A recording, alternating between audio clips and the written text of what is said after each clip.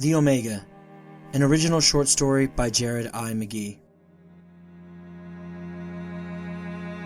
So very many people long to be the alpha and or the omega at something. Anything in life. To be the first or be the last of something is considered a surefire means of being remembered in this rather fickle, short-memoried world of ours. Certainly, Ruthie thought she might be remembered someday. She had dreamt of being whisked away by a prince, or a fanciful elven king, or some like when she was a wee girl. No one ever meant to grow old simply tending cattle in a small patch of muddy, rocky ground near where they grow up. It's just not what one aims for. At least, not in Ruthie's mind it wasn't. Even her name changed as those dreams of royalty and adventure melted away from her. Ruthie became Ruth. Youthful beauty and vivaciousness became cracked skin, wrinkles, and a general tiredness from which she knew there was no recovery. This new woman, Ruth, did take some solace in her loving husband. She'd met John as Ruthie, but he'd never wavered in his love for her as she transitioned into Ruth. And boy, had they been through some rough times together. Rats and refuse, starvation and stench, workhouses and worry. Still, the love had always been there, even as the worst she could imagine became worse still. John had been by her, of her, with her. He was her everything and she his. They were all the other had, and they both praised God that they were blessed in that way, at least. And who'd have ever thought that begging for buttermilk and saying a grouchy word out of turn when confronted with a very unkind and avaricious no could take them so very far down a dark avenue? This almost seemed laughable. A poorly composed children's tale of warning. Yet, here they were, far from any well-lit, heavily traversed paths she'd ever been down. Supposedly, Mr. Butterfield's cows milk curdled, and their calves were stillborn. Supposedly, Mr. Butterfield's body revolted against him in seizures and fits. Supposedly, Mr. Butterfield began to be haunted by macabre dreams. Thousands had gathered to see John and her trial from the state and Governor Tompkins that would, now, never happen. Ruth had to be honest with herself. That part of all of this, at least, was almost a pleasant surprise. She dreamt of being a princess, cheered by the masses. Here, as a witch jeered by so very many, she smirked a bit. It was the closest she could have ever gotten to her dream. It was a far cry from the fantasy in some ways. It was a kissing cousin to the fantasy in others. The other sensation that took Ruth aback was the exhilaration she felt at being naked there in front of those throngs of people. Thomas Colley and his cronies that had sprung them from their makeshift prison for this trial of the people were barking out charges of witchcraft and wizardry. But they were all but muted by this electric feeling of being laid bare before the world. Ruth loved John. She did. But it had been longer than she could remember. Probably long ago, back when she was a maid, unknowing of country matters, when she'd last felt this tingle in her. She wondered if these townspeople calling for her blood could see her moistening.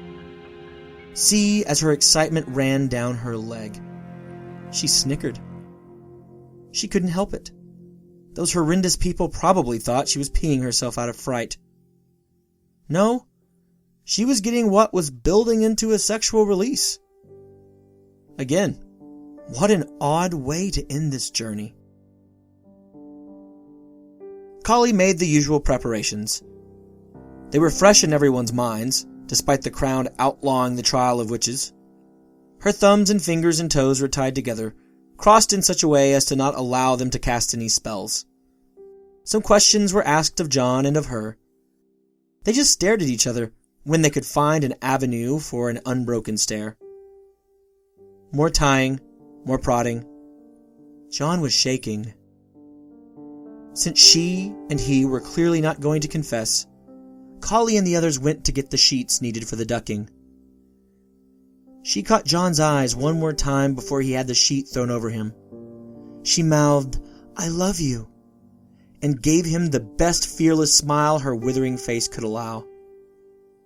His eyes widened, and she thought the corners of his mouth turned up, just as the sheet obscured her vision of her stalwart husband. Then, her vision was gone too.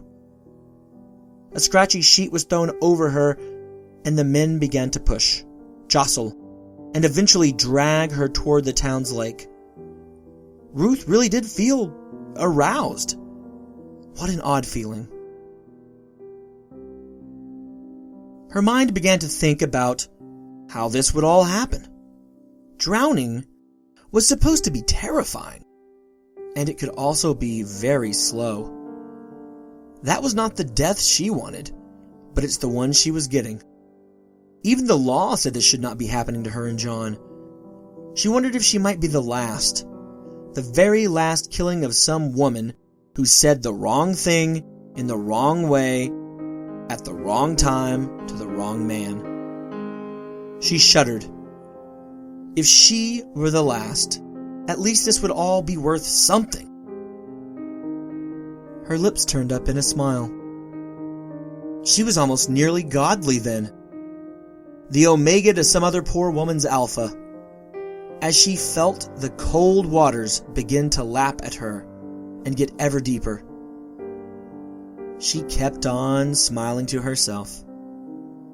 She would die beside the man she loved and that loved her in return, dripping with excitement for the first time since youth, and resolved that maybe, just maybe, this would be important. This would be an end to an era of suffering. At that, she barked a laugh, right as they pushed her face for the water. "I am the Omega!" she screeched as she went under.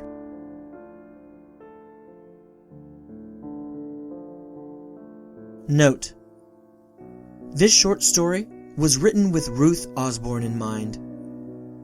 She is, according to many historians, arguably the last woman executed for witchcraft in England, in a great spectacle of a killing in 1751. Go look it up. It is one amazing, true story. Thank you for listening to The Omega. The tracks behind this short story were taken from the Free Music Archive. The first track is Nothing, bonus track, by Kai Engel, from the album Chapter 1/Cold. The second track is Snowdrop, by Kevin MacLeod, from his album Classical Sampler. The tracks are being used under Creative Attribution 4.0 International and Attribution 3.0 Unported licenses respectively. I cannot thank the artists enough, or Free Music Archive enough, for providing such wonderful music to the masses for free. That does it for this week's episode of Prose. As always, I hope that you've enjoyed the tales. Also, at the risk of repeating it too often, I cannot adequately express just how thankful I am for you going on these journeys with me. I look forward to them every week, and I pray you do as well. So, until next week then, I'm off to creating. See you around.